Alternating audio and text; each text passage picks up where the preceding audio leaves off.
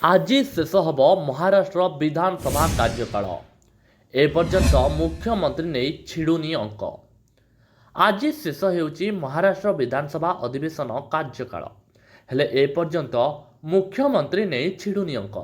ବିଜେପିର ଦେବେନ୍ଦ୍ର ଫଡନବିସ ହେବେ ନା ଶିବସେନାର ଏକନାଥ ସିନ୍ଦେ ମୁଖ୍ୟମନ୍ତ୍ରୀ ହେବେ, ଏଯାଏଁ ଘୋଷଣା ହୋଇପାରିନି। ତେବେ ବିଧାନସଭା ଅଧିବେଶନ କାର୍ଯ୍ୟକାଳ ଶେଷ ପୂର୍ବରୁ ସରକାର ଗଠନ ହେବା ନିୟମ ରହିଛି। ଯଦି ଆଜି ସୁଦ୍ଧା ସରକାର ଗଠନ ନ ହୁଏ ତେବେ ମହାରାଷ୍ଟ୍ରରେ ରାଷ୍ଟ୍ରପତି ଶାସନ ଲଗାଇବାକୁ ପଡ଼ିବ। ଏଭଳି ସ୍ଥିତିରେ ବିଜେପି ଏବଂ ମହାୟୁଡି ମେଣ୍ଟର ମୁଖ୍ୟମନ୍ତ୍ରୀ କିଏ ହେବ ନା ଘୋଷଣା କରିବାକୁ ପଡ଼ିବ। ବିଜେପିର ଏକାକୀ 132 ଆସନ ହାତେଇଥିବା ବେଳେ ମହାୟୁଡି ମେଣ୍ଟ 230 ଆସନ ଜିତିଛି। ସେଥିରେ ଏକନାଥ ସିନ୍ଦେ ଶିବସେନାଙ୍କର 57 ଆସନ ରହିଛି।